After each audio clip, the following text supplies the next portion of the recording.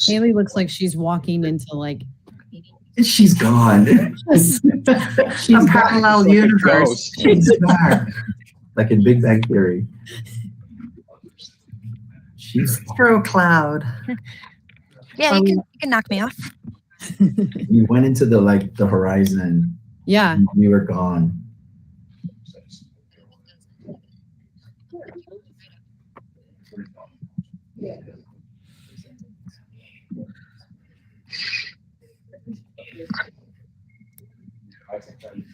Rick's out in the woods. I like it. That's where I want to be. Are we good, Haley? Are we live? Yeah, we're live. Oh, okay. My bad. Okay, this meeting will now come to order. Welcome to the May 9th, 2022 meeting of the City of Asheville Noise Advisory Board. My name is Jessica Thomason. I am the chair of the Noise Advisory Board. I will introduce each agenda item to facilitate this meeting to help our audience follow along. All committee members and staff are participating virtually today, and we are streaming live on our virtual engagement hub, which is accessible through the virtual engagement hub link on the front page of the city website and also linked on the Noise Advisory Board page. For those of you that are out there with us today, welcome. I will now go through and introduce all the board members who will be participating virtually. Please make sure to mute your microphone if you are not speaking. When you have a question or you would like to speak, please unmute your microphone. Board members, as I call your name, please acknowledge your presence. Charles Beck. Here. Rick Freeman. Here. Corbin Harwood. He was here. He was here. Hopefully he'll be back. Anoop Krishan. Not present.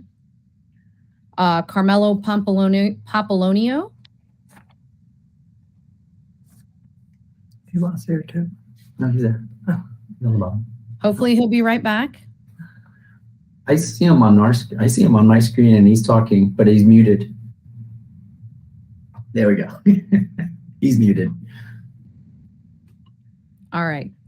Carmelo, present. Jeff Santiago. Here. Not present today is Councilwoman Antoinette Mosley. Also with us today are staff members Daniel Oropesa. Hello. Granier Miser. Hello. Haley Mahoney, sorry. It's okay. Thank you, Jessica. And Ben Woody. Hey, good afternoon. And I believe, is Chris with us today? Chris Collins? I'm here. Good afternoon, everyone. Hi, Chris. Thanks for being here. Okay, so our first order of business is going to be the approval of last meeting's minutes. Hopefully everyone has had an opportunity to take a look at those. Can I get a motion to approve?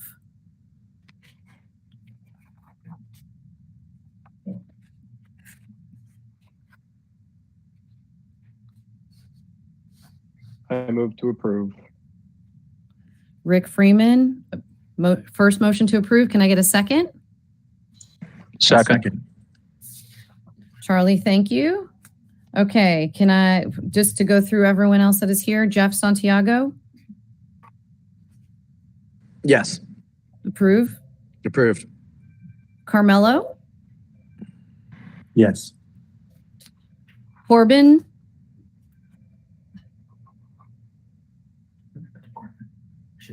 Corbin is not here. Okay, so do we have enough voting members to approve? Okay, motion is approved. Moving on to the next order of business, we have the staff report from Daniel Oropesa and Granier Miser. Hello, everybody. Let me put this on my screen. I believe everybody always gets this ahead of time, correct? Mm-hmm. Yep. Correct.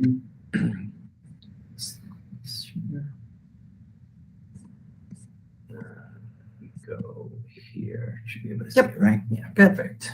So everybody sees this ahead of time. And once again, as we've done in the past, well, hello everybody. Hope everyone's had a great month.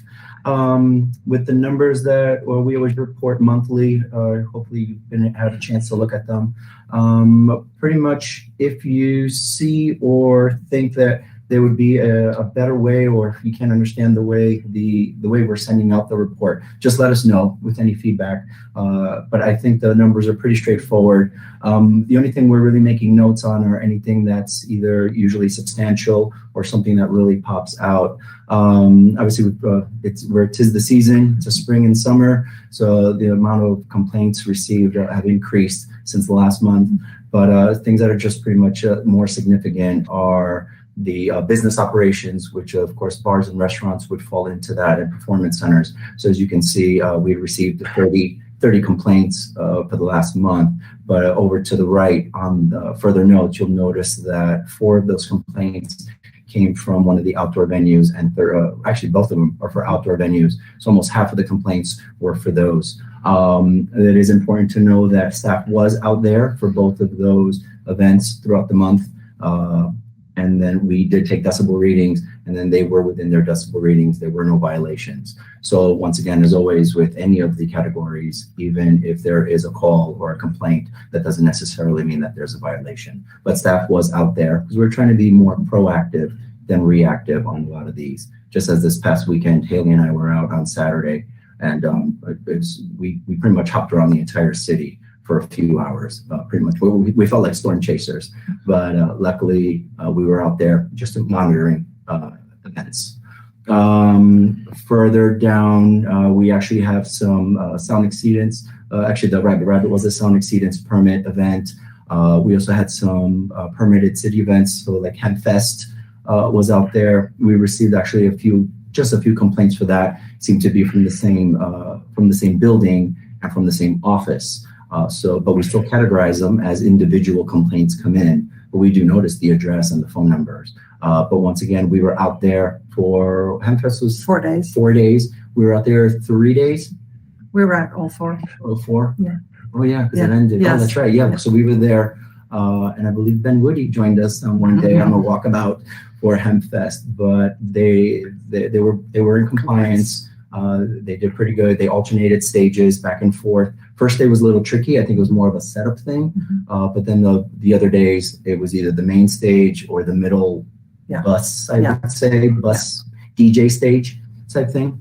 But other than that, it's been good to be proactive and out in the field. And if we do get a complaint, we can easily respond to if we were there or what happened.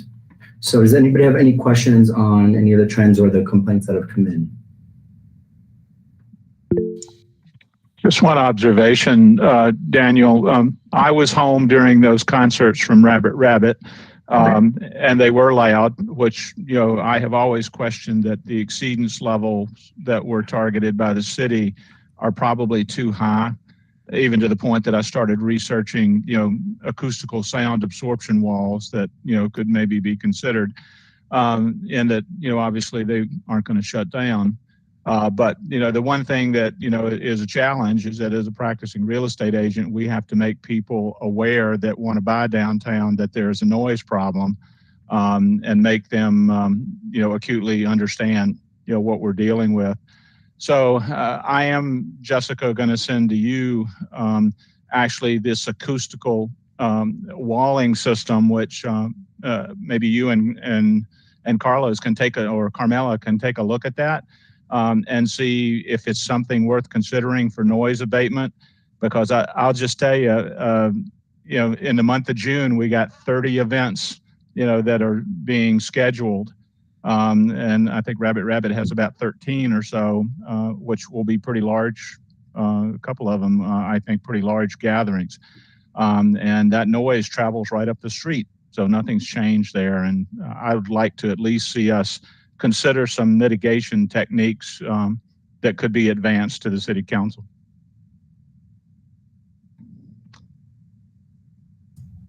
Yes, please, Charlie, send us that information. We'll take a look at it. Thank you. Rick? Screens. Okay.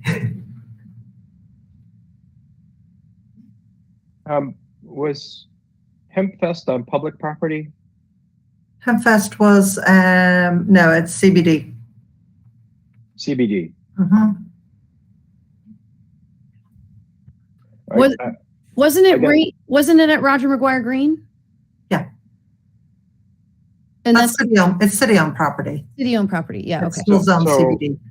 What I was looking for from a clarification standpoint is when it's on city property, when is it just the nuisance standard and when is it the decibel standard?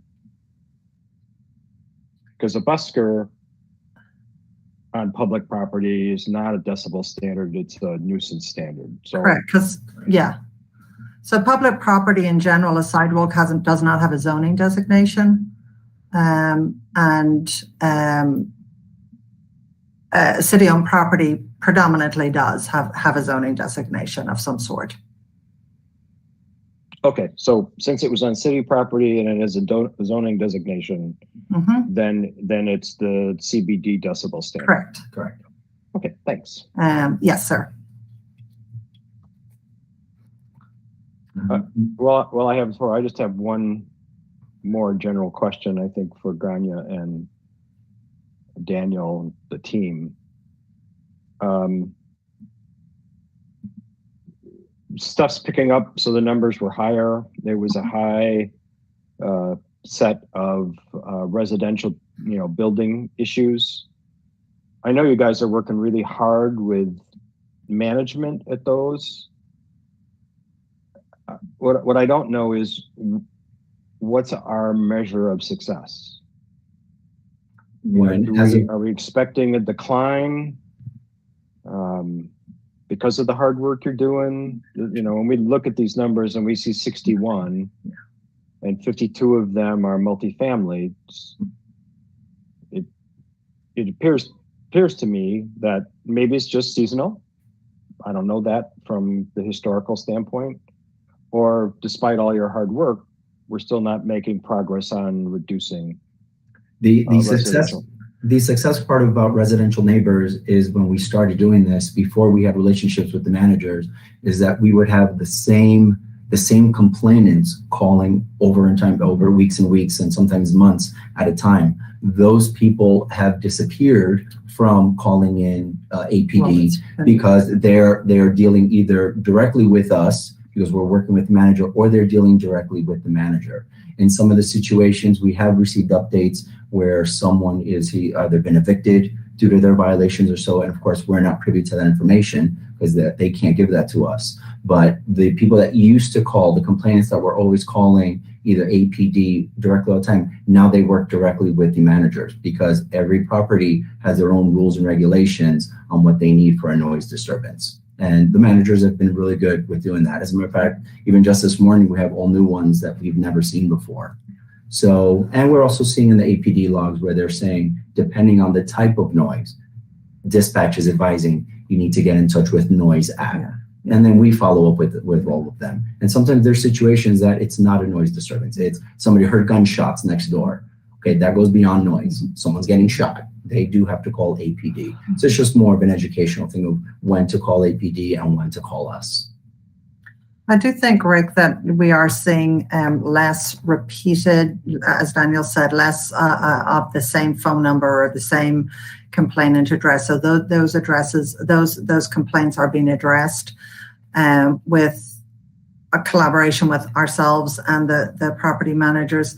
We do have a couple of complainants that continue to complain. So it's not exclusive that's happened.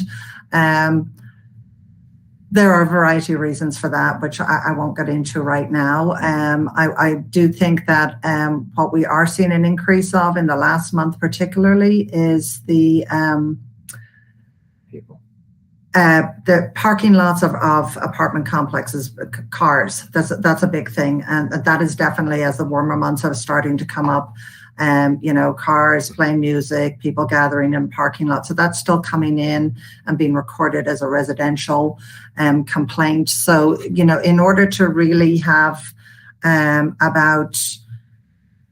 order to really get to grips with whether these are actually declining or not, we would have to just really take a much deeper dive into those numbers. I definitely have noticed an increase in these revving engines. You read the description in APD reports, bass music coming from, groups of youths Drinking. in a parking lot, drinking, that type of thing. So I do think that, there's swings and roundabouts seasonally with this for certain. We are continuing to work very hard with the property managers to address these. Obviously when we get a complaint and we don't even know who the tenant is in that situation, nor have we any way to find that out because they're not at liberty to even disclose that to us. So continuing to work with it, I think it's shifted slightly now because of some seasonal factors and warmer weather. I think it would take us a very, very big dive at this point to really pull apart all of those residential. So I can't give you any more than that at this moment. But I do know that we definitely have seen a reduction in what we started with continuous complaints of being able to work with those properties and property managers and their courtesy officers to be able to actually stop noise in the moment very often. So thanks for the data and the thoughts.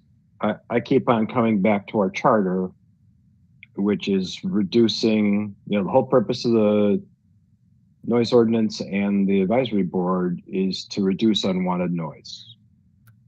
And since the residential noise source is the highest number of all of them, it just seems like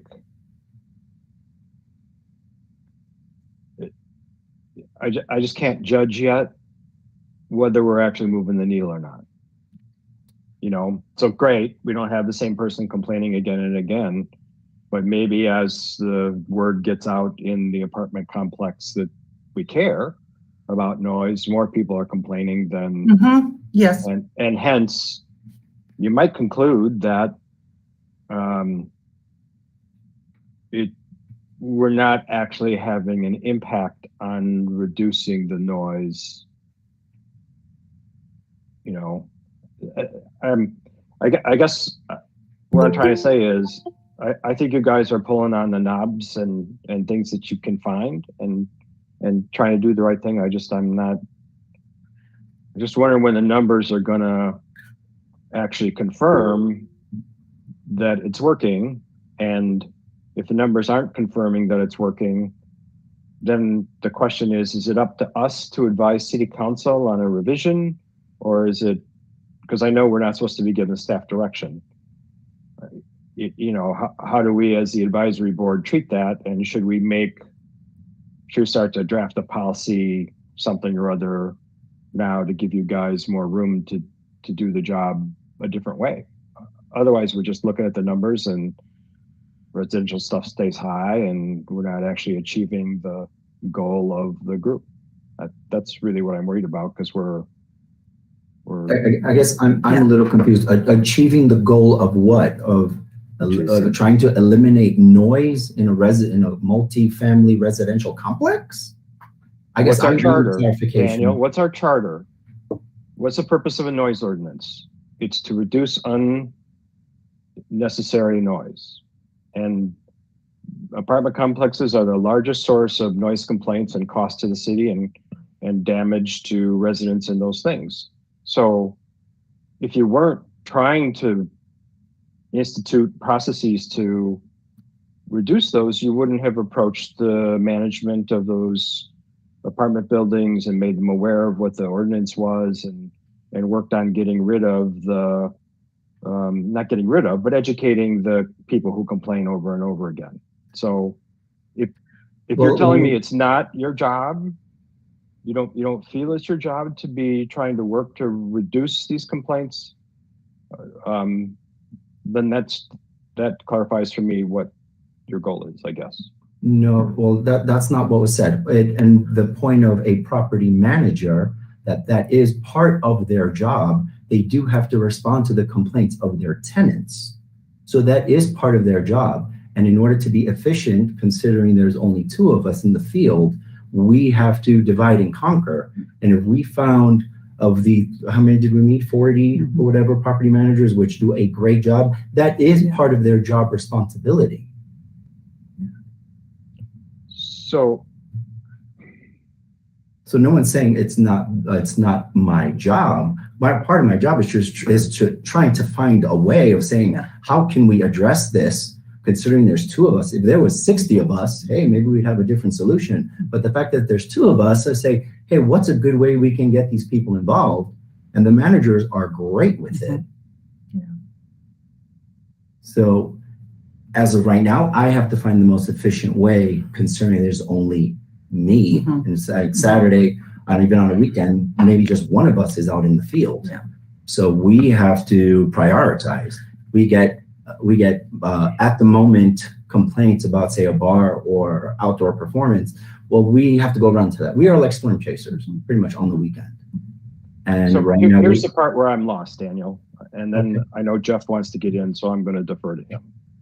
The strategy, as I understood it, was work with the property managers, educate them on the pain that their residents face if they have unwanted noise, and count on them to do the things that they need to do to mitigate noise. And if they fail to do the things they need to do to mitigate noise, then my thought was, or at least what I remember the conversation, and if Ben's still on, he can correct me if I've gotten my memories confused, then put more pressure back on management to work it.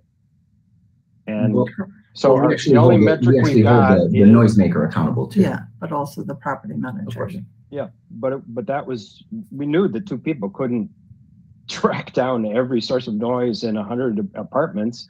And so the strategy was, we're going to build the relationships, we're going to get these good things happening with the management, and we're going to stay on top of them when they're not succeeding in getting stuff done. And then ultimately we could warn them and fine them. And that was how we were going to amplify the limited number of resources we were going to have for enforcement. So if the numbers are not going down, then I have to conclude that we're not being successful. And so either we need a new plan or something like that. So I'm just going to stop because that's how I feel, and nothing you guys have said has convinced me that I'm thinking the wrong way out. I didn't catch that. The last part. What was that? The last. You haven't convinced me that I'm thinking the wrong way. Okay. Jeff, you had your hand raised for a while. Yeah, if I can jump in. First, I just want to lend my support to Granier and Daniel. And I know everyone understands the fact that it's just a 2-person team, and that's true. Rick, I do agree with you that we need to find a way to hold some accountability to property management and property owners in that sense for these communities. And I agree and support with our charter, but we have to remember it doesn't exist in a vacuum. Situations will come up all the time. We're going to have to be dealing with this all the time. And we have to remember that. And it's not just a pure eliminate the numbers game. It is, Granier and Daniel, they're already being extremely proactive.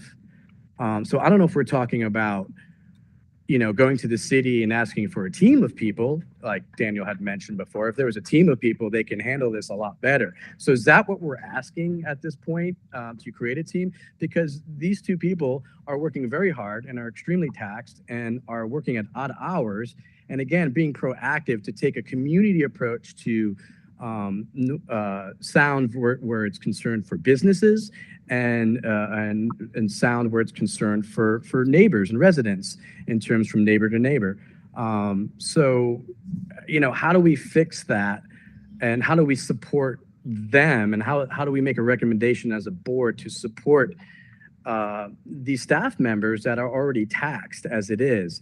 And again, I want to go back to the fact that I support the charter. I'm with you on that, but it won't exist in a vacuum. So we have to find that place where we understand that, and that this is constantly going to be some moving parts here. And we're never going to have a full resolve. And I don't think, coming up with an extremely restrictive policy is going to eliminate all of that. So that's just my 2 cents there. I just also want to add that, it would be interesting. I'd love to know if you all have this answer. How many multifamily apartments do we actually have in Asheville? Because when we're talking about, we know we're never going to eliminate noise completely in multifamily apartments. It's just not going to happen. That's part of living right next to someone else versus living in your own home. You know what I mean? With having thin walls. And I think, yes, Rick, there are some things that we can do, especially in making recommendations going forward, and especially when it comes to building and what's required of people building things. But I think having a realistic expectation of not just cutting the numbers, but if 61 calls, how many is that? 10% of the amount of multifamily apartments that there are? Is that 5%?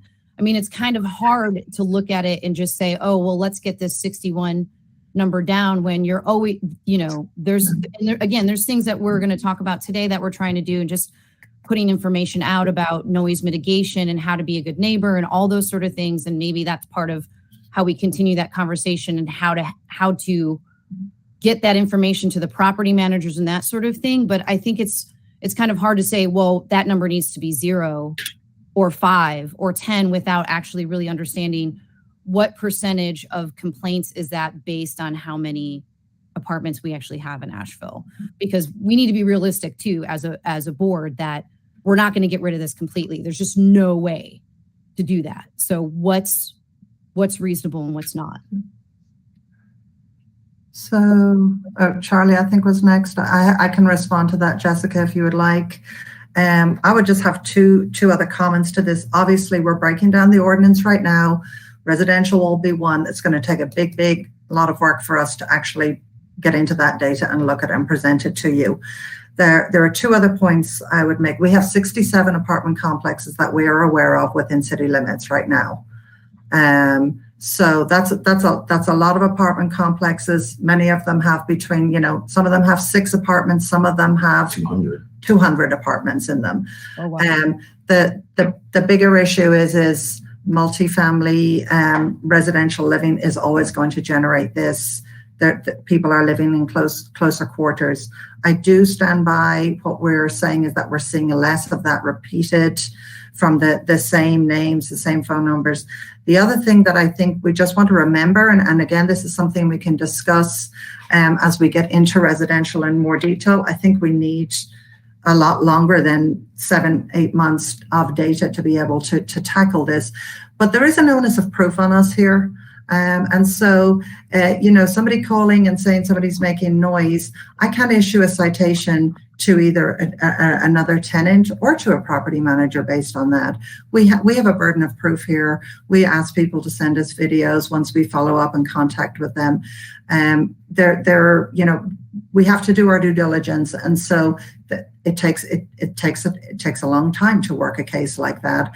We have issued a warning just the week before last on a residential property that we've had ongoing noise with. We're now at a point that I've reached back out to the folks who have reported this either through APD or directly to us, and now I'm at a point where we need some sort of, because we issued a written warning, I now need something in the form of a video in order to issue that citation. So it's on paper, it seems very straightforward and very linear, but when you actually get into it, it's time consuming. It takes a little bit of work, and people have an opportunity to appeal a citation. So if we don't have it really well, our due diligence done in a well and proper and fair and equitable way, then there's no point in getting to that citation stage. So those are just a couple other extras that I wanted to throw into actually how this works and when you look at those numbers. And there is going to be a seasonal adjustment with residential. That is very much a trend that we're going to see. Okay, great. Thank you, Grania. Sure. I'm not sure, Rick or Charlie, who was first, because I know Charlie, you seem like you may have connection issues where you're jumping on and off. Yeah, well, I've solved those, I think. Okay. What I wanted to point out, and I'll kind of gravitate a little bit back to where Rick was coming from, is that, and I come from the same world, outcomes are what we're going to be judged on. And, Daniel and Grenier can do 2,000 investigations or 2,500, but if we don't have a marked measurement that says it worked, then we can only conclude that it didn't work. To your question, Jessica, I mean, Maury Blue is getting ready to put 225 dorm rooms, if you will, on Aston Street, in addition to the building they're going to put next to the hotspot. And, so with 225 more close proximity residents in 200 square foot units, that's going to create more tension, obviously, in the, apartment style complex. So we do need to figure out a way, I think, to determine the measurements, pick a measurement that we think is effective. And then I think that's what the council would look for if we went back to them and said, okay, what have you found? What did work? What didn't work, et cetera? And why are you proposing what you're proposing? So I think that's what everybody's getting at. And I would concur with that. We really need to kind of focus on the outcome. Yeah, exactly. I think we're all talking about the same thing. It's just a matter of what are these measurements that we're looking at and just being realistic as to what that is. Because especially when it's, I think there's a huge difference between a problem situation where it's the same person versus in mitigating that situation versus it's just one neighbor to one neighbor based on, they've never had a complaint before. Like how many are a first time situation that, and hopefully again, where we can help come in as a board and say, here's some things that we can do that'll help good neighbor practices of us, basically being proactive with these property managers.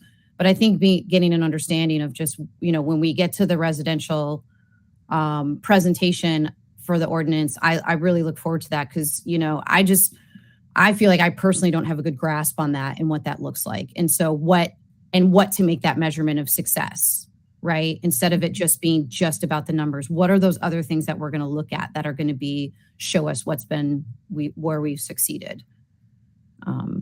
So yeah, Rick. So I just want to clarify. I come from a similar world to Charlie.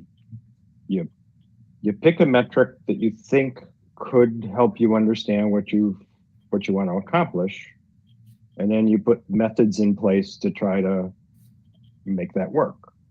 And on a regular basis, I don't know what regular is, a quarter or whatever, you look back and say if it's working or not. So all I was really trying to get to was for 3 years, this kind of residential noise has always been the top number. If the learning of the enforcement team is that we're wasting our time chasing that one, then just tell us, right? But anybody who uses statistics as a method to try to make a judgment where to put your limited resources looks at the single biggest cause of complaints. And it's always been dense housing things, right? And for a number of those are public housing things. And we have colleagues in city staff that are supposed to care about public housing things. So it shouldn't be, quite as arm length kind of thing. And so since it keeps coming up and it's always the highest number, I just want to know if the team feels like it's where they should be spending their time. And if so, what do they think is the best measure that they have of whether the actions that they've taken are going to do this, or are going to make a reduction? If they don't, then either they decide that the actions they took didn't have the results they were hoping for and are going to brainstorm some new actions to take, or they're going to recommend to the advisory board that we should stop wasting our time trying to do anything more than we've done. Right? And I just don't know when to expect that. So I never was aiming to zero. I don't think that's ever possible. It's just, unfortunately, I come from the world of you can't manage what you can't measure. And if there's a better measure than just count on residential properties, then maybe that'll be the better way to drive change. That's all. Gotcha. So I thank you, Haley. I realize you're doing this to keep us on time. So Yeah. Just one, sorry, Jessica, if I can just close that circle. Yeah, I think it's going to be the end of the, probably in the fall before we're going to be in a position to provide a full year's worth of data where we can really dig into that and say whether, what works, what doesn't, as far as the residential is concerned. Gotcha. Okay. And Grania, do you have an idea of when you and Daniel were going to present the residential part of the noise ordinance breakdown for us? That's what I just said. I think it's probably going to be November. Yeah, it's going to be the end. Yeah. Honestly, we're going to be flat out for the next 3-4 months with everything else that's going on. And I think we're going to need a full cycle on there. That's where I think it's going to be. Obviously, the board will be able to see monthly what's coming in. But I do think that just from what we've seen the last couple of weeks with music and parking lots, it's still coming in as a residential noise complaint is, we're seeing an uptick in that for sure.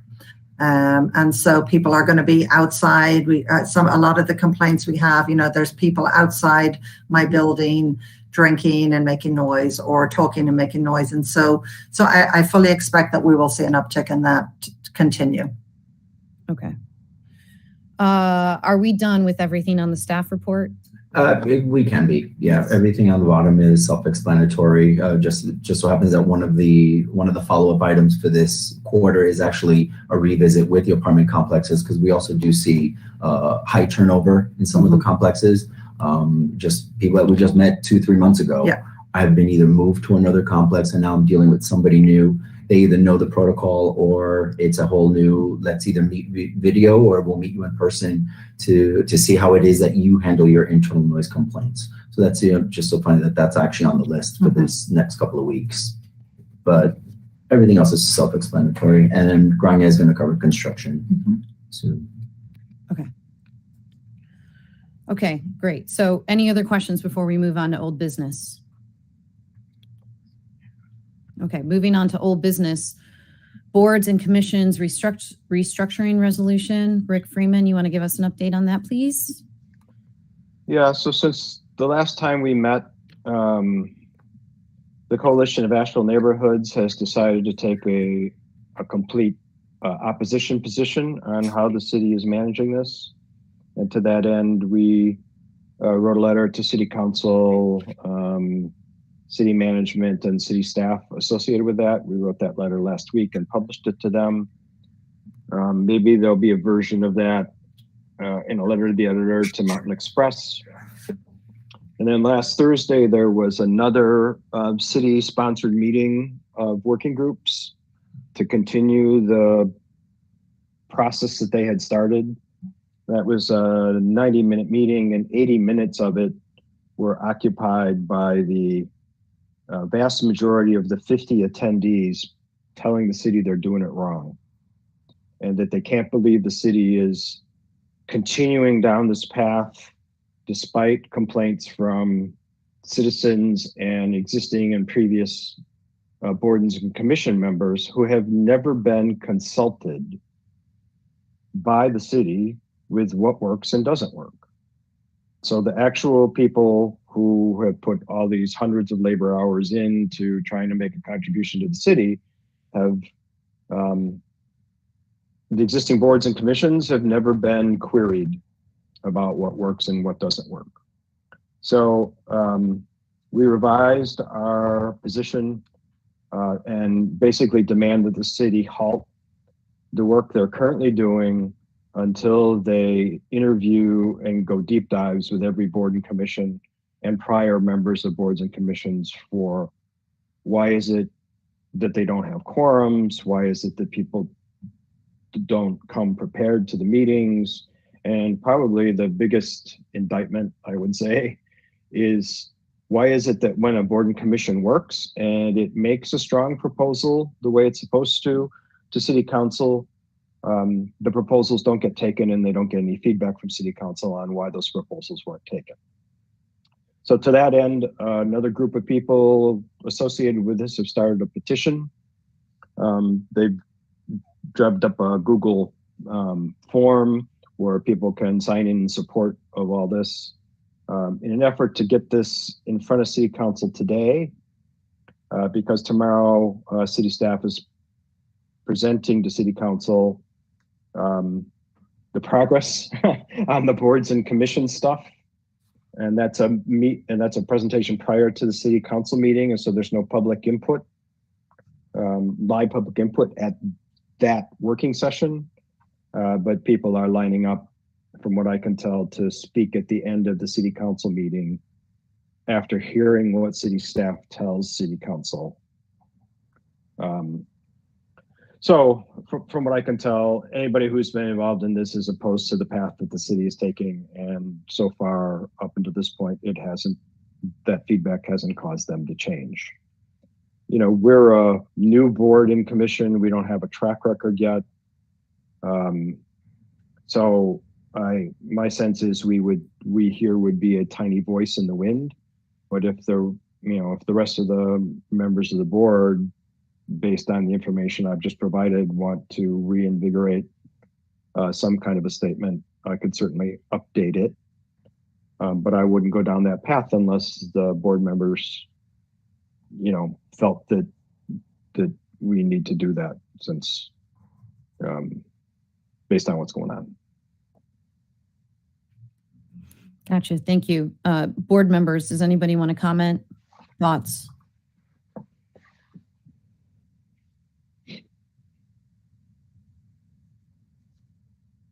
Rick, would you be willing to share that letter with the board that that Can sent to City Council? Yeah. What's the best way for me to do that, Haley? You can either BCC everybody when you do it, or if you'd like to send it to me, I'll be happy to forward it along as a BCC to the group. Okay. All right. I will do that after the meeting's over. Thank you.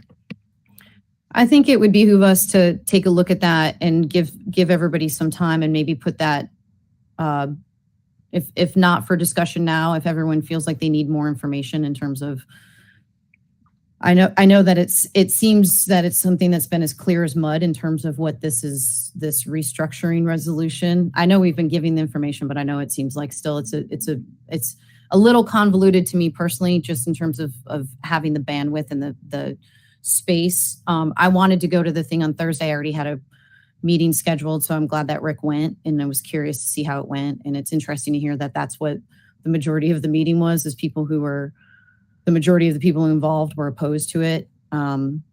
Yeah, so if everyone would like to take a look at that information, I would recommend that we all take the time and energy to do that, and then perhaps revisit it and see if it's, and again, as Rick said, we're a new board, so maybe it's not something that we want to make a public statement on or give a statement for, that we just want to keep focusing on what we have at hand here and making that more of our priority than that. But I'm open to suggestions from the board.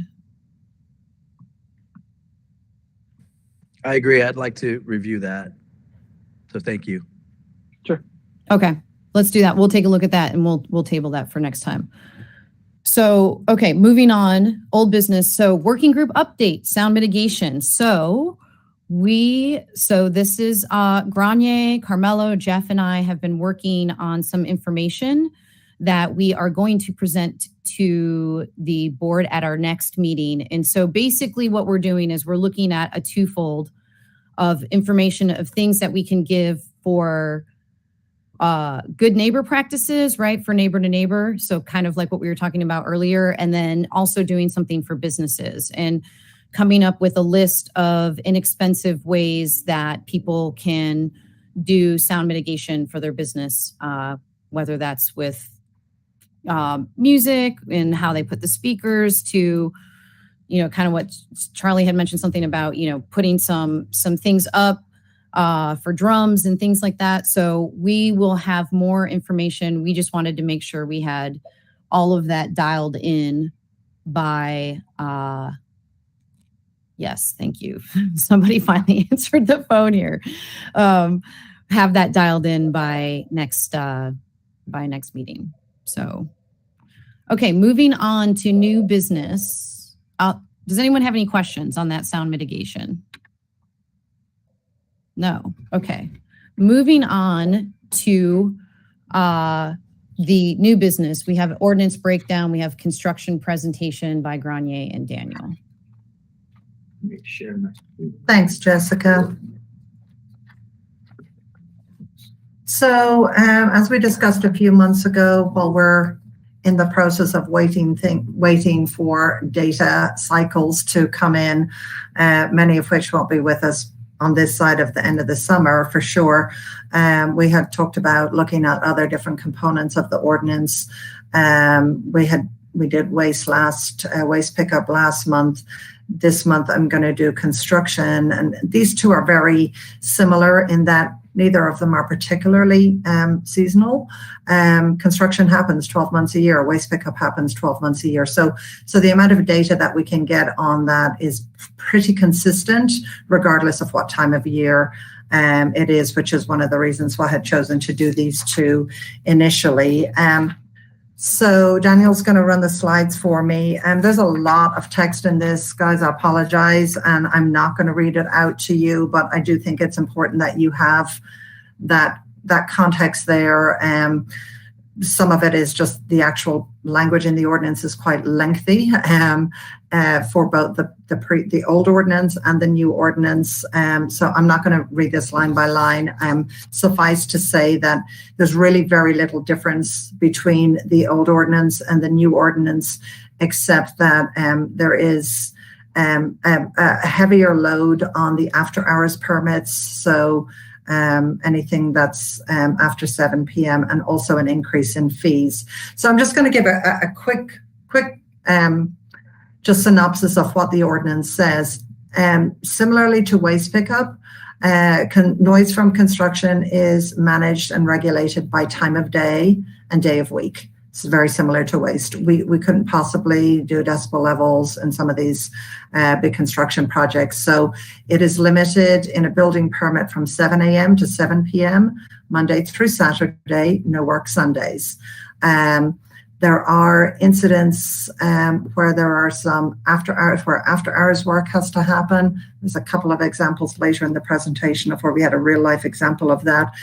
Those typically are larger commercial projects, and they are it is kind of fitting to talk about this time of year because most of them involve concrete pours, and most of them require these concrete pours to happen in the wee hours at 2 or 3 in the morning because the curing of the concrete is dependent on heat and humidity factors. So the revised ordinance again, requires all construction equipment to be operated in accordance with manufacturer's specifications.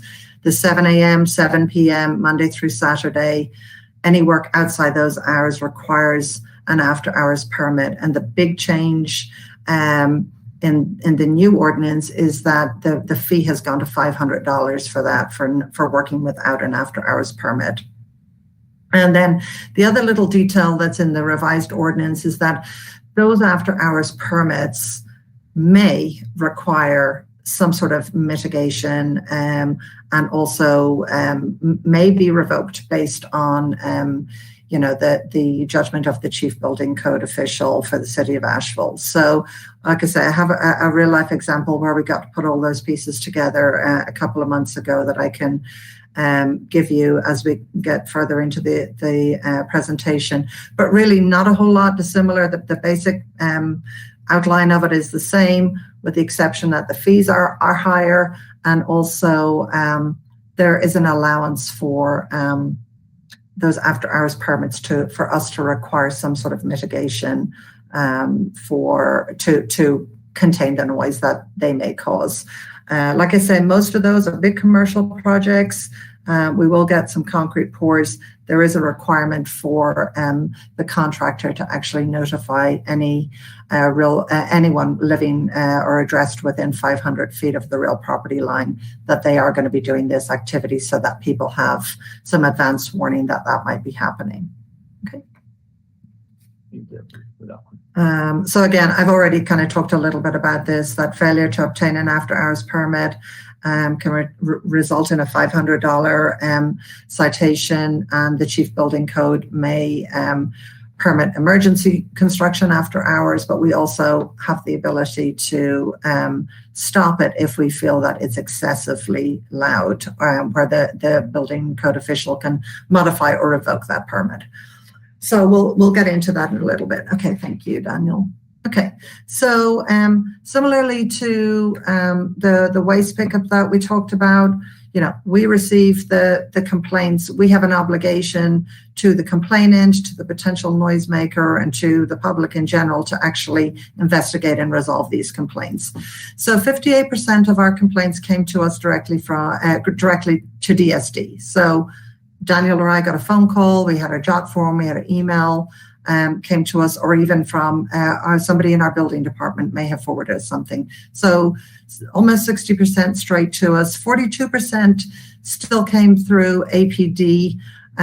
Once we investigated those complaints were largely exempt or of unknown origin, and so it was very difficult for us to actually to investigate. Many of the ones that came through APD were things that were happening in the middle of the night. So we did investigate them, but that the things that happened during the day came to us directly through DSD. So all complainants receive a confirmation, an explanation of how we're going to investigate this. That's part of our due diligence. We contact them. We usually try and get some additional information, confirm if it's in the city limits. Some complaints we receive aren't in city limits. And then we also look at what the complaint is to see if it might be an exemption in the ordinance. So the exemptions would be a body of the government. So DOT work would be exempt, VA work would be exempt, some City of Asheville projects are exempt. So we have to really kind of dig down, see what's going on, and find out, does the ordinance apply? How do we apply the ordinance in this case? And how do we start the investigation? So once we've done that, we will then, if it's a case where it's pertaining to an actual, real life construction project, we'll communicate with the contractors until we've got the case resolved. Happy to report that almost with the exception of one case that has happened on one communication only. We'll report back to the complainant with a resolution or a situational education. So in the case of a property or a project being DOT, we'll still reach back out to that person. We try very hard to actually contact DOT and get some indication as to how long the project might be going on, whether it's going to be 2 more nights of digging up a road on Merriman Avenue. And at least let the complainant know that although it's exempt from our ordinance and we have no jurisdiction over it, to let them know we understand from DOT this project's going to be finished in the next 48 hours. So we do really try and close that out in a responsive, good way as far as customer service. Excuse me. So at this time, 73% of investigated complaints have been completed. Daniel, you can go to the next one, thanks. So total complaints through May 2nd were 51. 25% of those we were unable to investigate. So those little closure codes, AB, AP, APD, APD 2, 3, and CPC, either we had no contact information. This APD 2 in this case was something that came into us as a residential noise. And as we dug further into it, we consulted a little bit with APD and we were advised not to pursue it for other reasons. So there were some components there that our staff was not in a position to be able to address, and so that was turned over to APD. Sometimes the complainant called back and said, "Hey, it stopped." So that was the end of that. So we were unable to investigate 13 of those, and then we completed investigations on 38. Of those 38, 10 of them have either no violation or were exempt. Again, exemptions would be DOT work, some City of Asheville work. And in the case of no violation, it was an after-hours permit, and the required neighbor notification for that permit had been done by the contractor. The person who was complaining was a little bit beyond that. And so when they complained, we responded to them, let them know what was happening, and let them know that they were permitted to do that particular concrete pour at that particular time. So complaints that were resolved, 47%, that was 18. I have 100% confidence that those other 5 that are pending will have also been resolved. We're just giving it a 30-day window to close that record out. But I have no doubt that based on the interaction we had with the general contractor in those cases, that these are not going to happen again. It will be a one and done. And then the final 5, again, have not enough information or conflicting information that we were just not able to investigate them. So I'm not going to read these out. These are complaints. I just wanted to give you an example of what a complaint looks like when it comes into us. This particular one was received on a Monday morning, I believe. And that particular complainant, we reached out to that same morning. We also reached out to the contractor that morning. As you can see, he gave us some coordinates to find it. We have a pretty easy way to find permits in this office, just being that we're a development services department. So we can get on and search building permits and be able to actually access the general contractor very quickly. So this complaint was about construction starting before 7 a.m. And you can see the complainant's request was to confirm receipt, to advise what immediate actions we were going to take, and to address their concern. So the next slide is my response to him, which was the same morning, I think probably about an hour after we received it. I addressed it with him, told him that we would engage with the general contractor and remind him of his obligations under his building permit. I asked him for a couple of days to resolve the issue, and I told him I would email him as soon as possible. I actually called him that afternoon because I got to speak with the general contractor. But I did follow up with him again in writing. So just told him, thank you for your time this morning, because I did mention it to him in a phone call. I spoke with the GC, the superintendent. We reviewed the ordinance with them, and we're certain that there was not going to be a continuation of any construction before 7 a.m. I felt that the issue had been resolved. As of that date, we've not received another complaint from that construction site, and so we've closed that case. We wait 30 days, but we've closed it out as resolved. The next one is very similar, but it was a residential neighborhood that had 2 new houses being built in there. Again, we received it. We received this complaint at 8:30 on a Sunday morning. My response to her was 10:30 Monday morning. So I just want to give you guys an idea of response time, how we try and get back with people as quickly as we can. Again, you know, this young lady gave us the address of where they were. We were able to look at the building permits. We were able to contact the general contractor within 30 minutes of reading her email. So it's we're set up very efficiently for that. We have a great way to be able to contact people. We have contact phone numbers and emails in our permitting system. And so where construction is concerned, we're able to access this information very quickly, very easily, and reach out to the contractor. So again, this was just my response, and she thanked us for it. We had not, once I spoke with this contractor, we had no more complaints on this site, but we do still follow up with them in writing. So I've got a paper record of me explaining the ordinance to them, or Daniel explaining the ordinance to them, and you know, their responsibilities under their permit. So this other one I just put in is one that pertained to all kinds of everything, really. It was a commercial property. It had an emergency. They put in a generator. We had a noise complaint. We ended up doing an after-hours permit. And then because the after-hours permit was an emergency and the noise was actually a continuous noise, we ended up taking decibel readings. So it has everything in it. So we received a complaint about a generator running on a large commercial project on Cox Avenue. We contacted the site superintendent, who I had known from a previous complaint last summer before the new ordinance went in. A generator was brought in because they had hit a pipe that was unmapped on their building plans. And so the work was considered an emergency. I worked with Mark Matheny, our chief building code official. We got the superintendent to apply for an after-hours permit. We also asked him to put some shielding around the generator because it did need to pump 24 hours a day to mitigate the noise that was coming off that. And they did all that. Daniel and I, when we issued the permit, went up and inspected it and made sure that they had undertaken that required mitigation, which I put as a condition on their permit.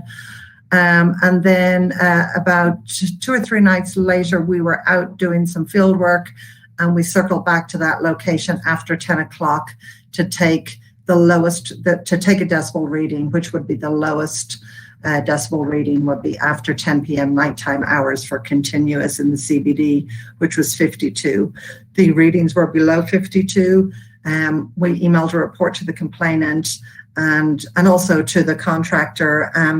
The emergency work was to be completed, I believe, by the 12th of January. I checked in with the superintendent about a week earlier, and he actually told me it was going to be finished the next day. So they did manage to complete this. So this is kind of a good example of just, sometimes life happens, things go wrong, and what systems are there, what processes are there, what permitting is there within the noise ordinance to be able to resolve and minimize the impact that some of these unforeseen situations have for people in the neighborhood. So there are a couple of areas that we have identified as staff in this process of where we can do a better job communicating, not just with the contractors externally, but also with within our own departments internally within the city. So one thing that we have done is I've put together a big email blast that we will pull from our permitting system, where we will get any contractor who's ever had a permit with us, we have contact information, is going to get this email. It's just going to be a reminder of construction hours, obligations, specific guidance on the after hours permit. And we're also introducing a little bit of a smoother process for that, in that we have done a template for that letter for after hours permits of what sort of information needs to be in there for the contractor to actually use as a blueprint to say, we have a concrete pour on this date, work will be starting at this time, it will be completed at this time. And again, we also assist the contractor in being able to pull the names and addresses, or at least the addresses of all occupied buildings within 500 feet of their project site. That needs to be done 72 hours before their scheduled after hours work. And they're certifying on their application that they're doing that for us. So I've also worked a little bit on a handout for contractors for pre-construction meetings. Some of the larger projects, such as hotels, that they're not always in-town construction firms.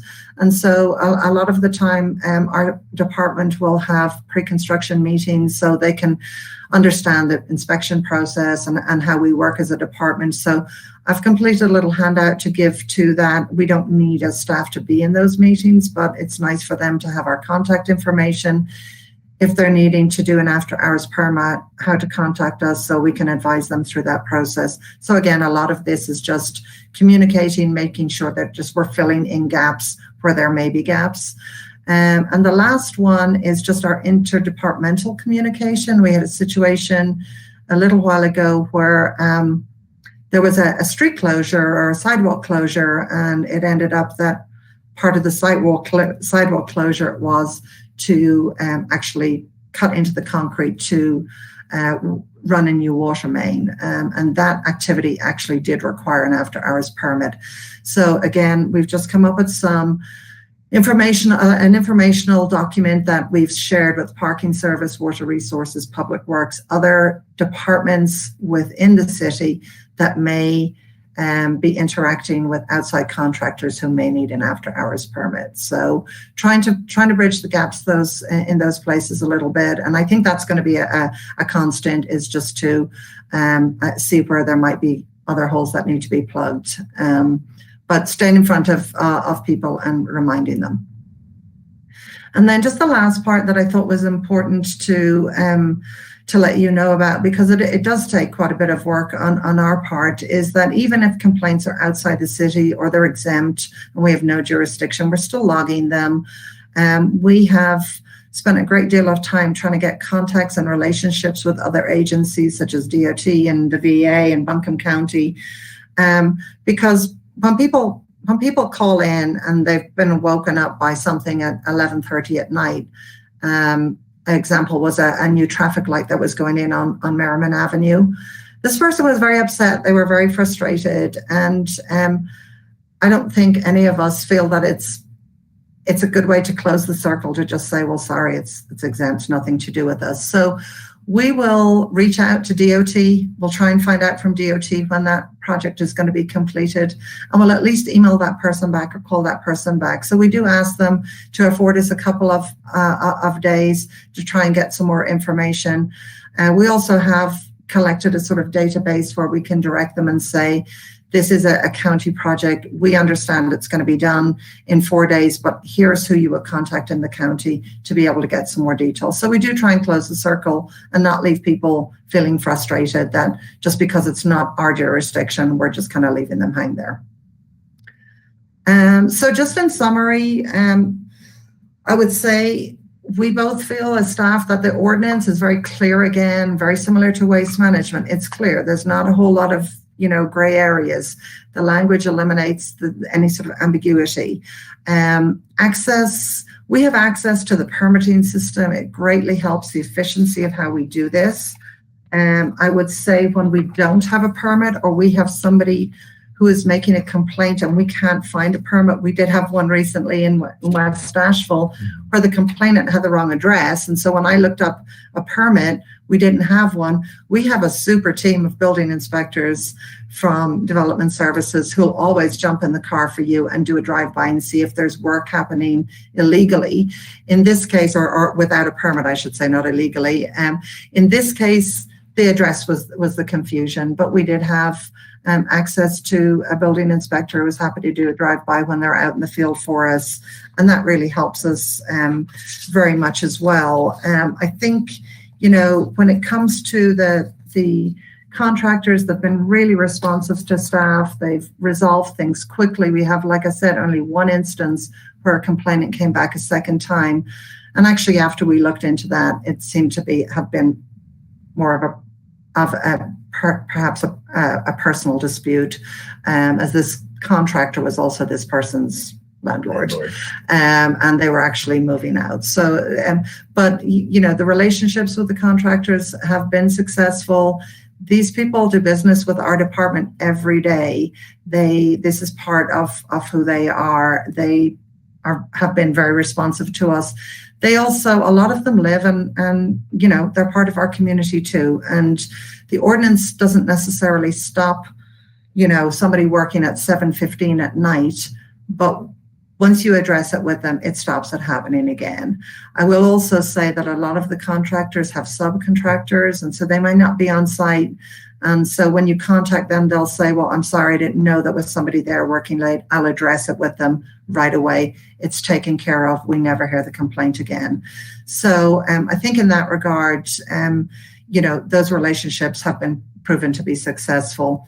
And again, just continuing as we work through this to establish better ways, more effective ways, to communicate with contractors and other departments. And I personally feel that's kind of an ongoing thing. I don't think it's a one and done. It's just something we're going to need to do routinely. So that's it on construction. I'm happy to take any questions if you've got them. Let me know. Any questions from the board?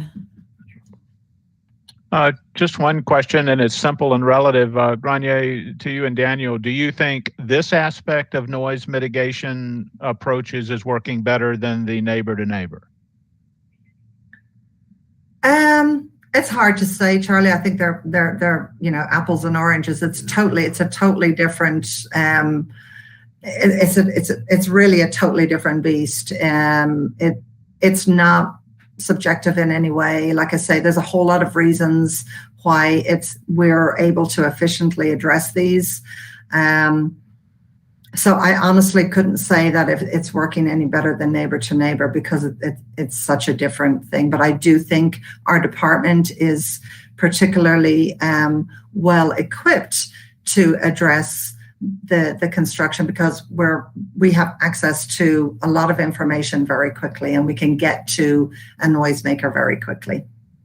So did I misread your PowerPoint that I thought I interpreted that because it was so black and white and very little gray area, that it was much more effective what you were doing? And here's why I asked the question that way. If that is indeed the case, then when we retreat back to neighbor, maybe that's an area to look at. How do we get much more precise in the way that we want to drive improvement in that particular circumstance? That's my main reason for the request. Sure, I understand. Yeah, I think it is very clear, but I also think beyond all of that, there are other factors that make it a more efficient way for us to be able to address it. So we can, a big thing for me is access. We can access the complaint very quickly. We can access the complainant, we can explain it to them, and we can get to the source of the noise very quickly. And in this case, it's not even necessarily a source of a noise. It's the restrictions that the ordinance puts on the hours and days that the construction happens. So it's hard to compare them, but I do think this is definitely a more linear approach for us to work as staff. And also we've had very good response back from the contractors. I have to say they've been a real pleasure to work with. They're very respectful. They, like I say, the ordinance hasn't always stopped it from happening, but it's really always stopped it from happening a second time or repeated time. And I think for that reason, it's been effective. All right. Thank you. Thank you. Any other questions? No? Okay. Can we move on to the exceedance permit update, Granier, which is you? Sure. Let me just throw my notes down. Daniel, are you able to pull up that presentation, or would you like me to? Can you pull it up, please? Yeah. Thank you. Oh, okay. So Rick had asked on our agenda setting meeting to have a little update on this. Granier, where did you save that presentation? It should be just in the noise drive.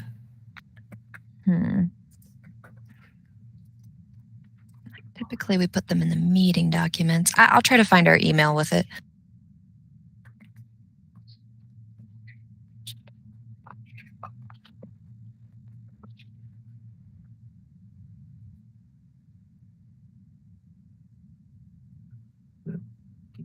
Okay, Daniel, I think is getting it.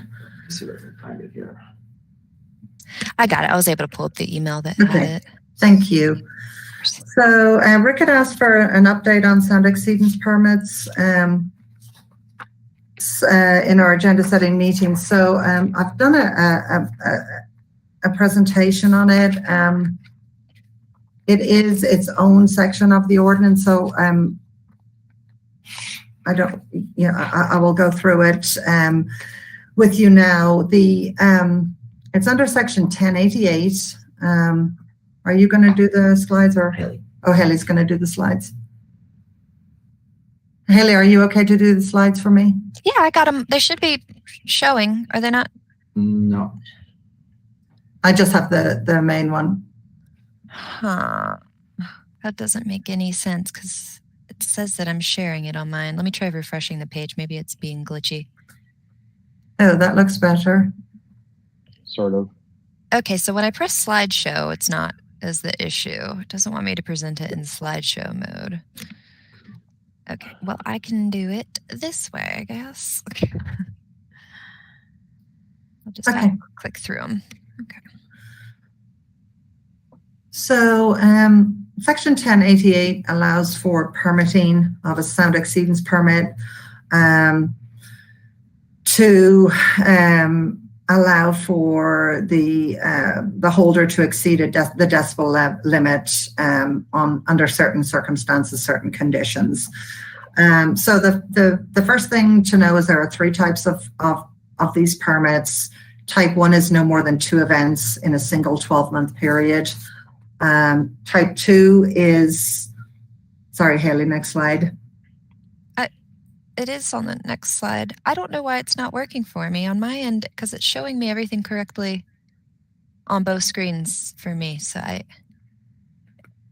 Daniel, maybe you should present it because I don't know why it's not working for me. Sorry, guys. On my screen, yeah, it's showing it that I'm on the type 2 slide. All right. And I'm even out of presentation mode because I thought that was the issue. No, here we go. Hold on. All right, Daniel's going to go if you want to. Yeah, I can do it here. Thank you, Daniel. Go. On my entire screen. Here.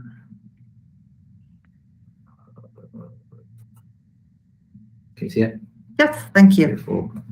Okay, so type 1 is 1 to 2 days per calendar year or events per calendar year. Type 2 is no more than 8 events in a single 12-month period in accordance with an approved sound impact plan. And then type 3 is limited to performance centers and no more than 30 events in a single 12-month period. Type 3 is the highest bar in that it requires a sound impact plan that's incorporating some modeling performed by an acoustical engineer that demonstrates comprehensive management and reduction of off-site decibels. So a sound impact plan applies to, sorry, next slide, to both type 2 and type 3 permits only. The impact plan needs to show the layout of the site, the orientation, the size and technical specifications of the amplification system that's been used, any sound mitigating features, including a description and also a visual on their site plan of permanent or temporary barriers that may be being used as mitigation devices, and the location and proximity of residential dwelling units, and methods of managing anticipated off-site decibel impacts. Prescribed decibel levels must be given and expected during the duration of the exceedance situation and also the hours of operation of the event. The sound impact plan also requires the availability and use of decibel meters by on-site staff, including of decibel readers, and also have an available contact on the actual property that night during the course of the event. And that contact would be a member of staff or, owner, so that somebody can get a hold of them in the middle of an event if we need to, or if a member of the public needs to. So each sound exceedance permit comes with a number of conditions. The conditions that apply to all of them, and we've only done 2 of these permits, so there may be situations where we would apply a specific condition to a specific venue, but to all permits right now, the conditions are that the events may occur between 10 a.m. and 10 p.m. Sunday through Thursday, 10 a.m. to 11 p.m. Friday through Saturday, and that the sound exceedance shall not exceed 8 hours in duration. The other condition that applies to all type 1, 2, and 3 permits is that in no event shall the emission of sound measure more than 85 dBA and an LEQ reading using minimum measurement interval of 1 minute on a property with an occupied residential dwelling unit. So the review criteria for these applications pretty well prescribed in the ordinance. It gives very step-by-step description of what staff should look at as far as the suitability of the site, the size, its capacity, the intensity of sound, history of verified noise complaints and or violations from the site. So it's a very linear process to actually review these applications. Like I say, we've only had 2, and staff used what was prescribed in the ordinance to actually go through and review and approve or make adjustments or ask for additional information based on what the ordinance is actually asking us to do. So once a permit has been issued, it has been our standard practice to have some sort of a meeting with the applicant just to go over the conditions, make sure they understand this is a new permit for us, it's a new permit for them, to make sure that they're, they understand their conditions on it and also their responsibilities, that to ensure all the conditions are understood by them. Staff will attend and take readings from at least 30% of approved dates on issued permits. If we can do more, we will. We have one right now that we will have been at 100% of those shows. But in the case of Rabbit Rabbit, a larger number of shows, we've committed to being there for at least 30%, just under our standard operating procedure. If we can be at more, we certainly will.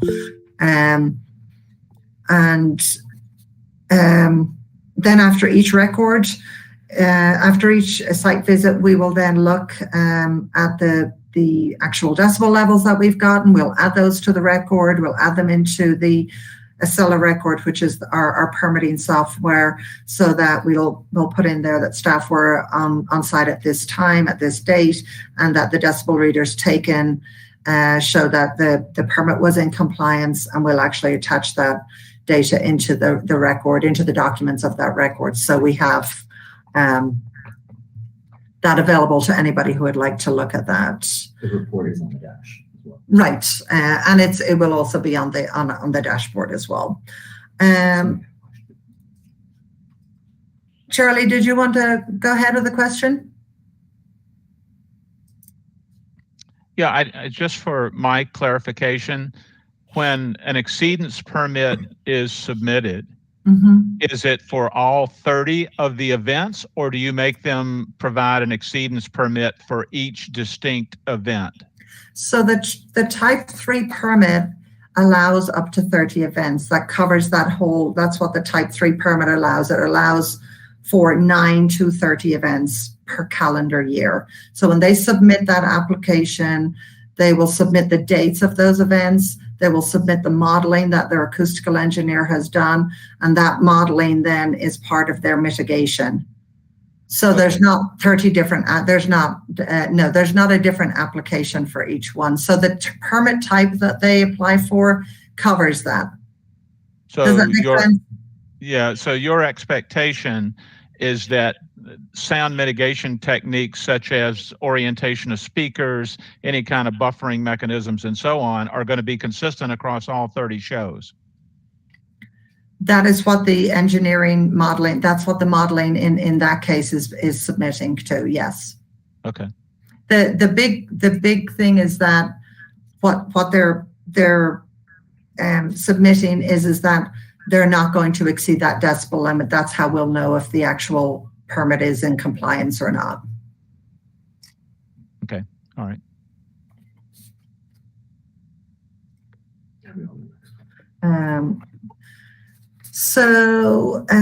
So the permit management, so once it's issued, like I say, we will go out to events, we will take readings, we will try in some cases to actually get to a sound check as well as the event. And so what we try and do, just because of resources, is look at an event and go to several other venues in that evening, so we can go at the beginning, the middle, and the end, and make sure that it's finished when it's supposed to be finished, all those criteria. So if an applicant fails to abide with the requirements, they can have their permit suspended for up to 2 weeks. If the administrator determines that a formal warning was issued, or at least 2 documented violations of the section have occurred within a 90-day period. And then the other part of this process is that a permit can be revoked by the city if the sound exceedance event occurred during its suspension. If there are 2 documented violations of the section within 6 months at the end of a suspension, or a permit may also be revoked for violations of this section that should not be eligible for reissuance for 365 days. And then the last thing just to know is that all these sound exceedance permits run on a calendar year. So we start on January 1st, we close on December 31st. If you come in looking for a sound exceedance permit in October, you've got 8 weeks, 10 weeks, you've got till the end of the year. They don't run, a lot of our permits will run on a 12-month period from issue date. These do not, they run on a calendar date. And so just to kind of give you an update, which is what I was trying to do on this, is there's obviously, we've only got 2. We have one for Slagrog. It was for 3 events. Daniel and Haley were out in the rain on Saturday night. They were in compliance with all their decibel levels, and we took readings. What we did, Daniel and I went to the first one, which was on April 16th. We are repeating where we're taking the readings from each time we go out, so that it's really consistent. And of course, we know where the 500 feet is. It doesn't mean we won't take readings beyond 500 feet, because we absolutely do. We've gone over to Montfort to take readings for both of these events. We've gone to Isaac Dixon School. So, but we will mirror the locations that we take readings from in each one. They have been compliant, and Rabbit, we were out on Friday, April 29th. Again, we took readings in the vicinity of the venue, on Church Street, on Cox Avenue, on Ashland, all around. Again, we did not have a violation of that 85 decibels. The reports in your CSV, and any of these permits can be checked on Simplicity. I put the link in there. When you go into it, you'll just click on the left-hand side, development, and then development and permit search, and you can search it by address or permit number. Address is probably the easiest way. If any of you want to search them, that's the best way to do it. If you're having difficulty with that, let us know. We'll try and help you out with it. Yes, Rick. How would we know an address? How would, if the board wants to stay on top of this stuff and see what's going on, how would we even begin to know?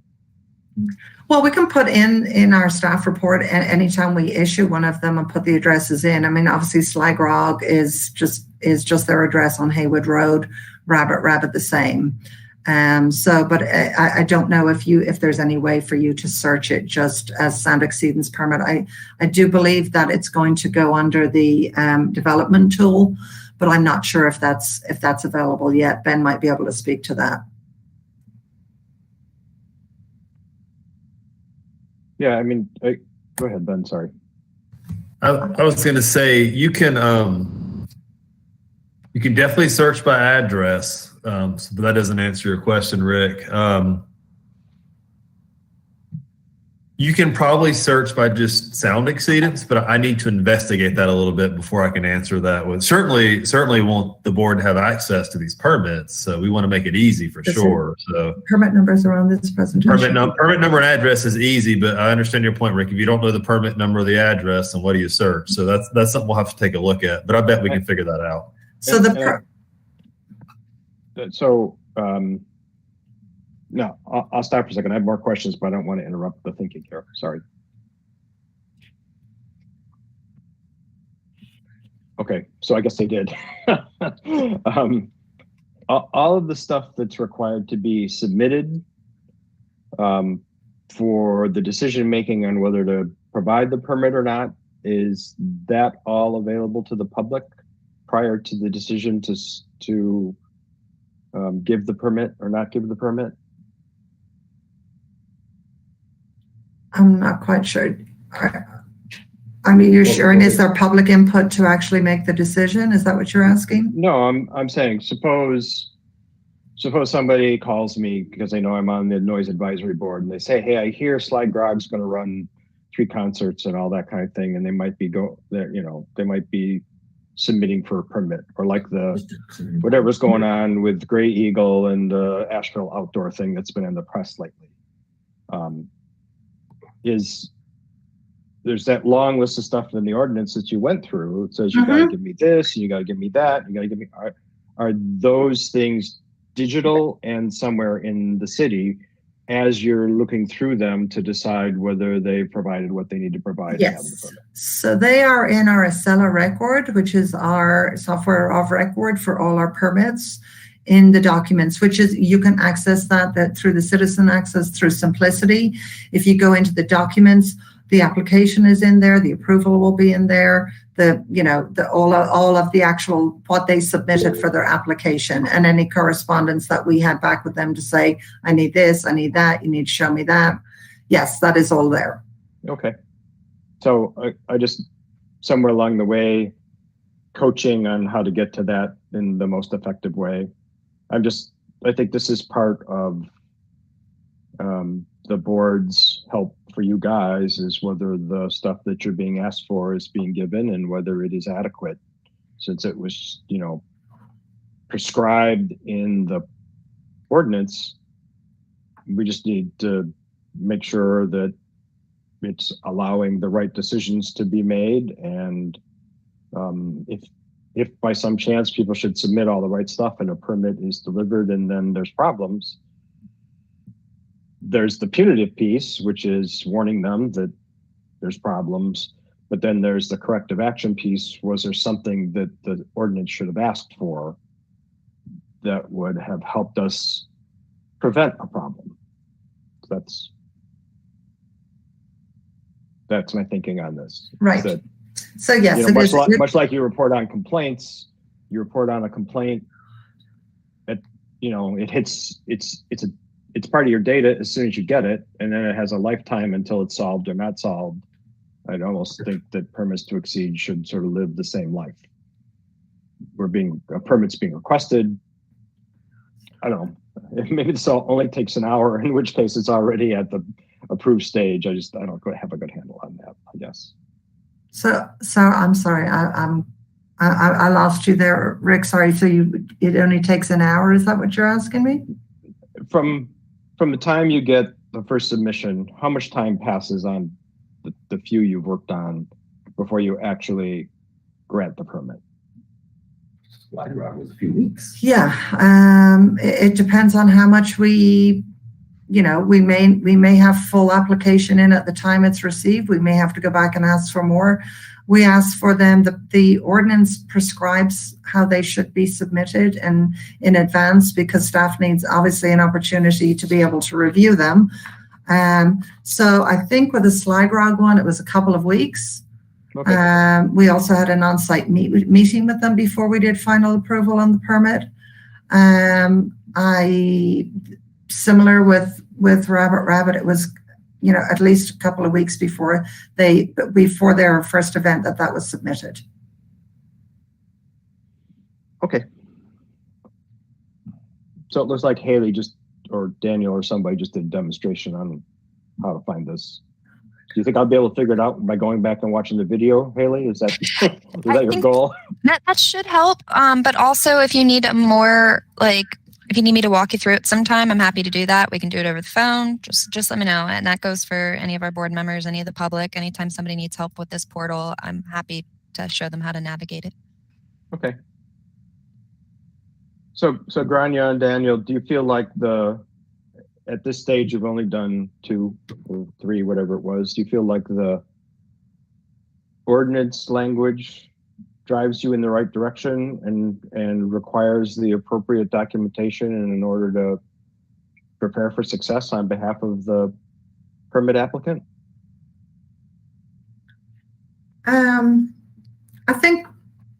I think the ordinance is pretty specific in it, but I also think that, there's, it's important to have an open dialogue with the applicant. This is new to us. It's new to them. It's new to everybody. The two we have are very, very different. So I think right now the decibel levels were very good on both of them. I think that's a good reflection on what processes were put in place, what mitigation was put in place. So, okay. Ben, you have your hand up. Yeah, thank you, Jessica. So real quickly, Rick, so I just want to say a couple of things in general. So it's always our goal to make all information public. So anything that comes to us, you will have access to. It's not always easy to get you there, but you will have access to it. So along those lines, we can send you something, but you can go into Excella, which is our permitting software. And as Haley did, she just typed in the words sound exceedance, and it pulled up the 3 records that we currently have. You can also put in an address and find the specific record. Within each of those records, you should be able to go in and see all the documents that were submitted to us. That's fine. You can look at those as well. The one thing I'll say about timing, Rick, is these are non-discretionary approvals. So there's no, staff looks at it as to meet the ordinance or not. They go through the review, make that decision, issue the permit. As the director of development services, I am always pushing staff to do that as quickly as possible. It probably annoys Grania and Daniel because I'm like, do it faster. But just want to be clear that their job is to look at the permit submission, review it, and either approve or deny it. So again, it's non-discretionary.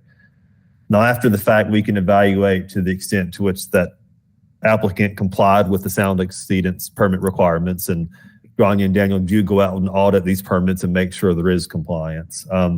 But the other thing I think that'll make this really easy for everybody is we have this, and Rick, I know you get this, we have the development notification tool where you can sign up and you'll get an email every time a certain type of permit's applied for. You can choose to get that if it's within a certain distance of your property.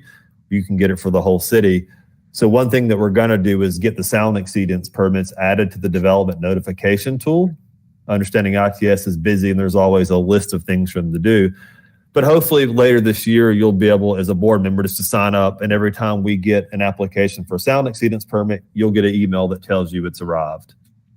So ultimately, that's going to be the way that you'll get immediate access to the applications. But in the interim, you can find it and we can show you how to do that. But there's going to be a better way to do that. So I hope that helps. Oh, that's great. That's great. I mean, you know as well as I do, Ben, that the community had pushed for some public input on authorizing sound exceedance, but ultimately in the ordinance that was passed, that was removed. So the only thing that the public can do now is sign up for this stuff and see it. And if they're worried, they can try to communicate effectively with the team. Not that I think that's going to happen all that much, but just good to know. Thanks. Okay, I see Charlie has his hand up, and I just want everyone to be mindful of the time as well, because we still have one more agenda item before we move on to public comment. So Yeah, Charlie, I'll be quick, Jessica. This sound exceedance policy is one of the biggest problems that people in the CBD that are talking to me are having, and that is, if you're going to grant exceedance to 85, instead of what was set at 72, they're like, the 72 is worthless, because you're going to give them grant to 85. And that obviously is way above what many of us that live in the community downtown were expecting. So it'll be an area that I'll continue to look at and try to find ways to, backward to what Rick said, where's the outcome and the mitigation that we could possibly offer up? Because when things are playing at 80 and 82 and 85, it's rattling windows and vibrating floors. So we need to pay careful attention to it, I guess is my point. Thank you for that, Charlie. Any other comments before we move on to our next and last agenda item before public comment? Okay. So, Carmelo, are you prepared to give us just a brief overview today, since, again, we don't have a lot of time, of DBA versus DBC decibel levels? I am, yeah. Okay. It'll be very brief.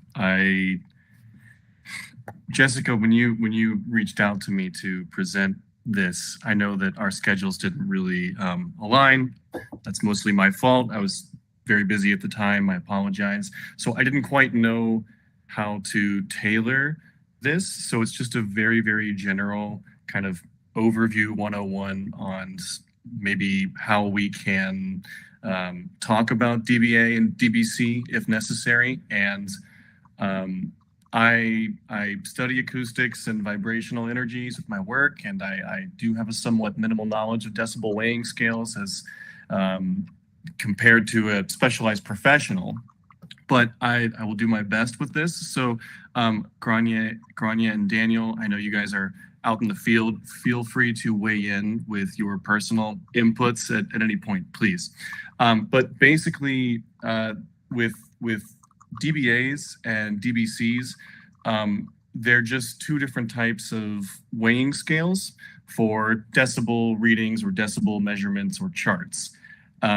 So they're also referred to as weighing curves because they're useful for approximating how the human ear typically perceives different frequencies at various volumes.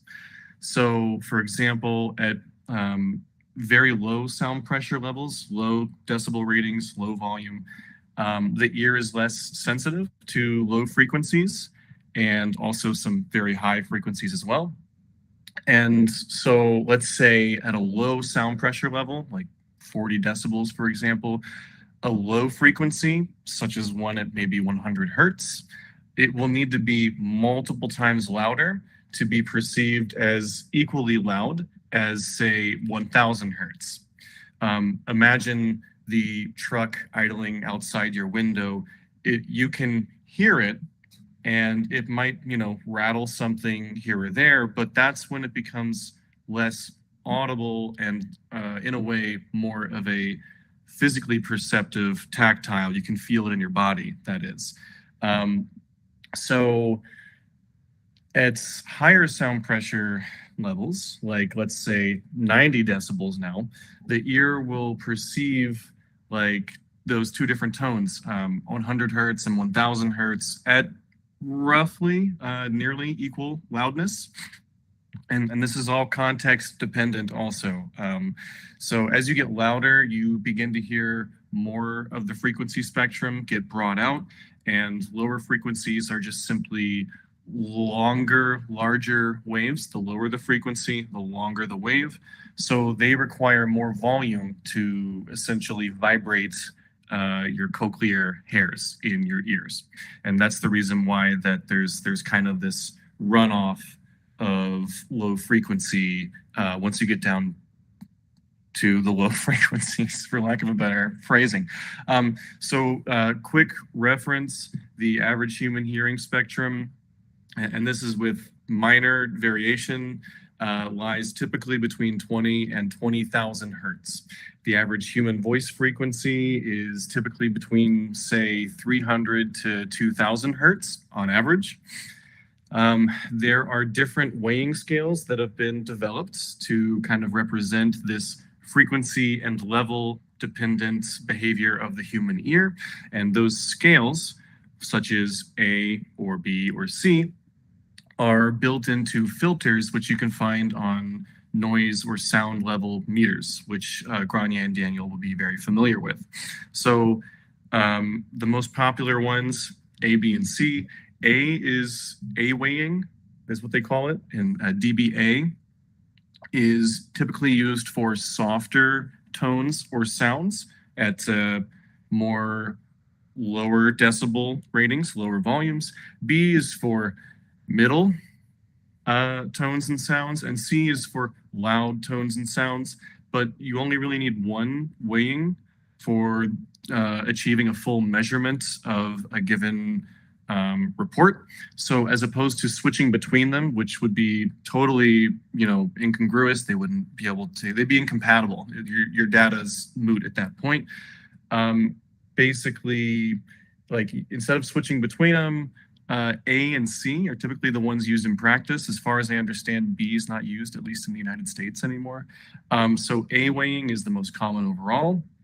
And although A weighing typically measures noise, using A weighing to measure noise louder than 60 decibels may be a bit inaccurate once you get up to the certain higher decibel levels. It's still the fact that using the same weighing for all the measurements, like if you just stick with A, you will at least be given the opportunity to allow for comparison of different sounds. So that being said, really quick, going into slightly more detail about A versus C. A is the most common way to determine loudness levels. It's super useful for any and everything, typically below and around 55 to 60 decibel levels, which for reference is the decibel level of like an average conversation between two people. So the A rating is developed to accurately represent human hearing at a low to moderate volume. It mimics and represents how our ears perceive loudness at the same level. Basically, when you have an A scale filter on a noise meter, it makes the meter less sensitive to very low and even extremely high frequencies. So it technically it will slope those low frequencies down lower than 5 kilohertz on average.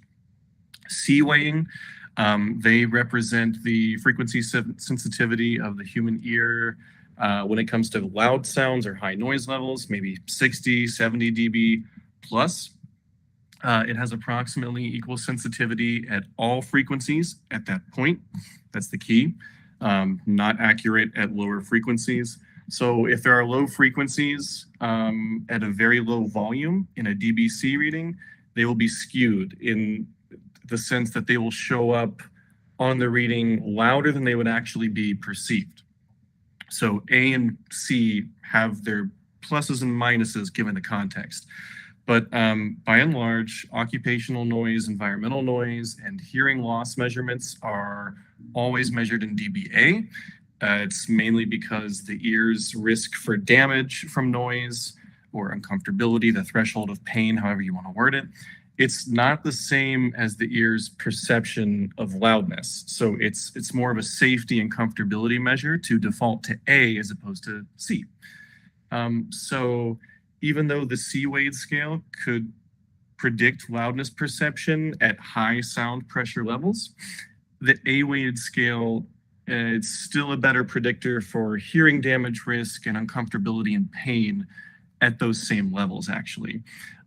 So it's more commonly used when referring to measuring sound, but humans do not perceive all frequencies equally. So for this reason, sound levels in the low frequency end of the spectrum are reduced, as the human ear is just generally less sensitive to those audio frequencies than at higher frequencies. So the punchline is that basically very low frequencies are given less weight when using the dBA or A-weighted filters or scales or curves.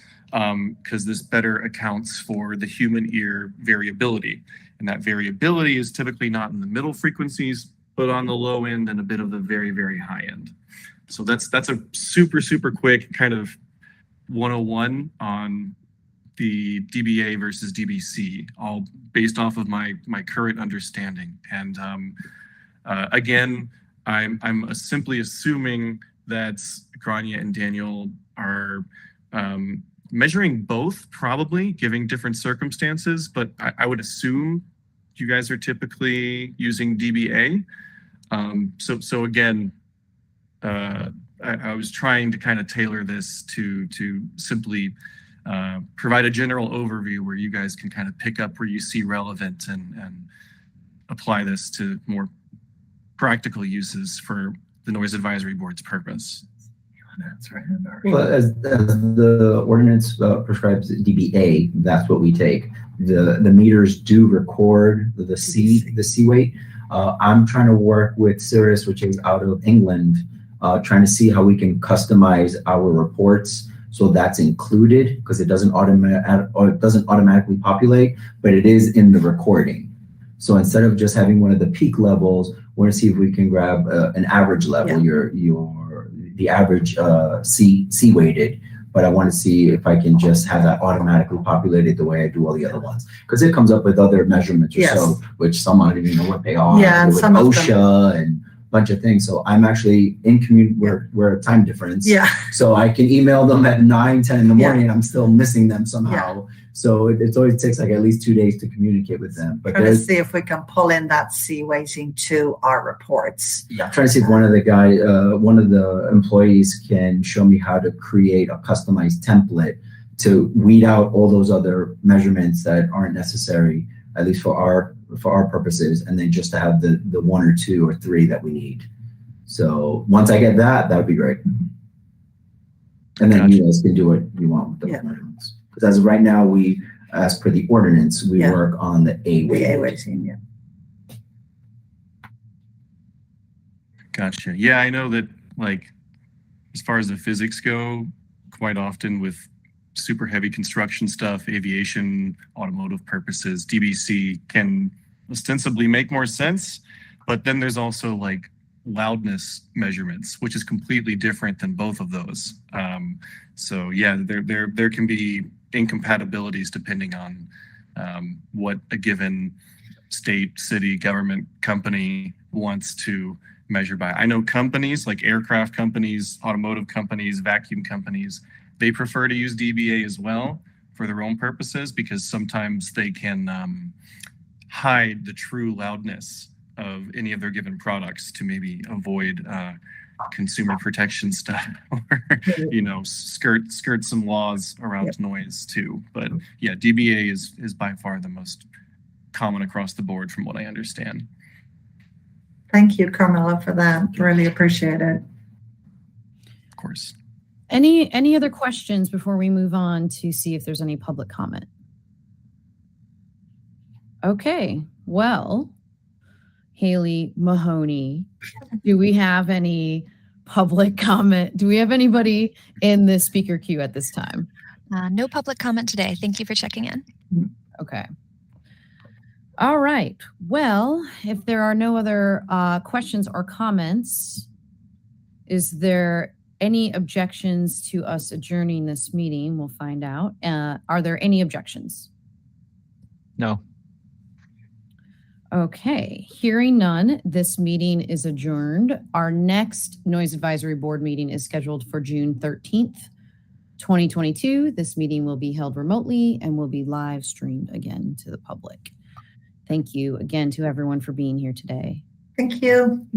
Thanks, everyone. Have a good week. Have a good week. Thank you. Bye. Take care.